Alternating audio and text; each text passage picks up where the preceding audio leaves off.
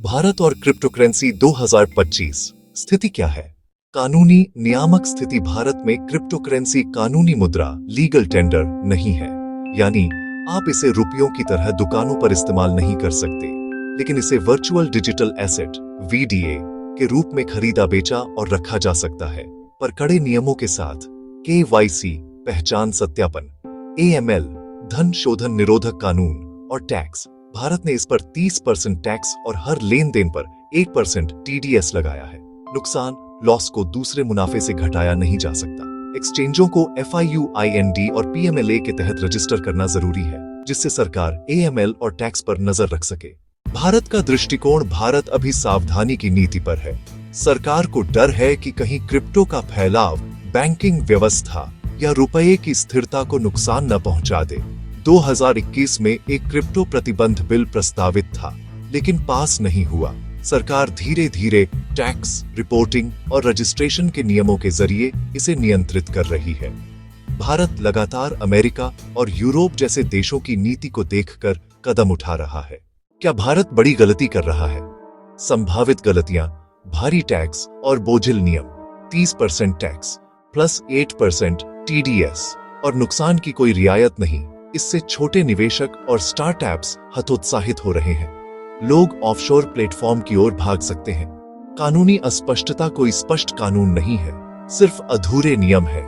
इससे निवेशकों और डेवलपर्स को भरोसा नहीं होता। निवेशक सुरक्षा की कमी, अगर कोई एक्सचेंज हैक हो जाए तो जिम्मेदारी किसकी होगी? इस पर कोई ठोस नियम नहीं है। दुरुपयोग की संभावना, मनी लॉन्ड्रिंग, टैक्स चोरी और स्कैम्स का खतरा हमेशा रहता है। नवाचार को रोकने का खतरा, अधिक बोझिल नियमों से भारतीय डेवलपर्स विदेश चले जाते हैं और भारत ब्लॉकचेन हब बनने का मौका खो सकता है। फायदे: सावधानी से भारत बड़े वित्तीय संकट से बच सकता है। टैक्स और रजिस्ट्रेशन से सरकार को नियंत्रण और निगरानी मिलती है। पूर्ण प्रतिबंध न लगाकर भारत ने नवाचार के लिए दरवाजा खुला रखा है। क्रिप्टोग्राफी और क्रिप्टो के 5 अनकहे सच। क्रिप्टोग्राफी एक विज्ञान है जो गुप्त संदेश, सुरक्षा और एन्क्रिप्शन से जुड़ा है। क्रिप्टोकरेंसी सिर्फ इसका एक उपयोग है। भारत को कानून बनाते समय दोनों को अलग अलग समझना चाहिए। सुरक्षा शास सिर्फ एल्गोरिदम नहीं, मजबूत गणितीय एल्गोरिदम भी बेकार है अगर एक्सचेंज या वॉलेट की सुरक्षा ढीली हो। 2024 का WazirX हैक $230+ मिलियन इसका उदाहरण है। नियम हमेशा तकनीक से पीछे रहते हैं। ब्लॉकचेन, NFTs, DeFi बहुत तेजी से बदलते हैं। जब तक कानून बनता है, तकनीक आगे निकल चुकी होती है। सिर्फ टैक्स लगाने से जोखिम नहीं घटते। 30% टैक्स और 8% TDS से निवेशक कम हो सकते हैं, पर इससे धोखाधड़ी, हैकिंग या मनी लॉन्ड्रिंग नहीं रुकती। डिसेंट्रलाइजेशन पूर्ण नहीं है।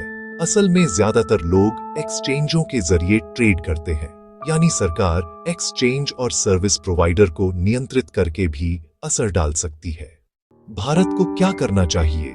स्पष्ट कानून बनाना, निवेशक सुरक्षा, हैकिंग के मामलों की जिम्मेदारी और लाइसेंसिंग की व्यवस्था, टैक्स नीति में संतुलन, छोटे निवेशकों को राहत, नुकसान की कटौती की अनुमति, सुरक्षा मानक, एक्सचेंजों के लिए सख्त साइबर ऑडिट और बीमा, शिक्षा और जागरूकता, युवाओं और निवेशकों को धोखाधड़ी व जोखिम के बारे में जानकारी देना, वैश्विक अनुभव से सीखना, सिंगापुर और यूरोप जैसे देशों के मॉडल अपनाना। निष्कर्ष: भारत एक तार पर चलने वाला बाजीगर है। न प्रतिबंध लगाया, न पूरी आजादी दी। गलती तभी होगी जब भारत नवाचार को रोक दे या बहुत ज्यादा बोझिल नियमों से निवेशक और डेवलपर्स को बाहर धकेल दे।